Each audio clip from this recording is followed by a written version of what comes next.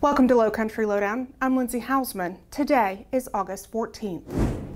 On this week's episode, we want to update you on the recent scams that have been reported to us, other agencies, and organizations.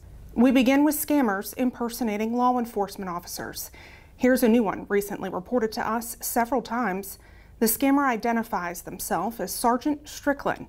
They contact a family member of someone who is in custody or was recently in custody at the Beaufort County Detention Center.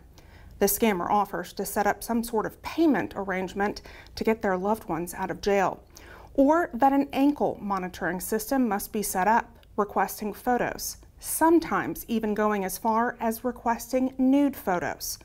Other scams circulating include the arrest warrant and missed jury duty scams. This is where the scammer, again claiming to be with our agency, calls and tells the victim that there is a warrant for their arrest. They demand money. Some forms of payment include gift cards or Bitcoin. The other is that the victim missed federal jury duty. Sometimes the scammer demands payment, but most recently they told the victim to drive to the courthouse and turn themselves in. Please know, in any of these scenarios, our agency would never ask for payments over the phone, demand personal information, or photos be taken. Buford Memorial Hospital is also advising of phone scams. In these incidents, someone calls claiming to be with Buford Memorial. The phone number on the caller ID is even spoofed to appear as if it is the hospital calling. Personal information is requested in these attempts to include a Medicare ID number. Buford Memorial says it will only contact you to confirm an appointment, complete pre-appointment check-ins, or to offer financial assistance or payment resolution options, and never with a sense of urgency or threats. And the most recent scam reported by the Federal Trade Commission involves your utility company. Scammers call with urgency, saying that they'll send a barcode by text or email. This way you can avoid shutoff and fees. You'll then pay at a local retailer like Walgreens, CVS, or Walmart. This is a scam. Real utility companies will not do this. Even if you owe money, they won't scare you into paying immediately or send you a barcode and insist you take it to a store to pay. If you've been a victim of a scam, please report it. You can do so by calling our non-emergency dispatch line at 843-524-2777. You can also report it to the South Carolina Department of Consumer Affairs. That number is 1-844-835-5322.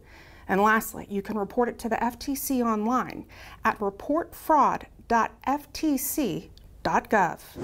And of course, members of our agency are always trying to get the word out about scams impacting our residents and visitors. We do this through local media interviews, our social media platforms and website, as well as in-person presentations.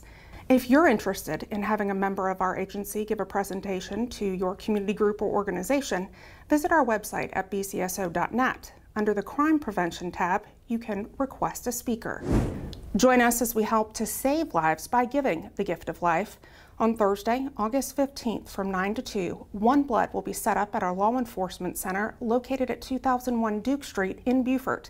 When donating, you'll also get a wellness checkup that includes blood pressure, temperature, iron count, pulse, and cholesterol screening. Appointments are encouraged. Visit oneblood.org/donate-now and make sure to use the sponsor code 72769. Lastly, a traffic alert to share. Move-in for USCB students is scheduled for August 17th and 18th. This may impact travel around the campuses. We ask that you plan accordingly and use extra caution during these times.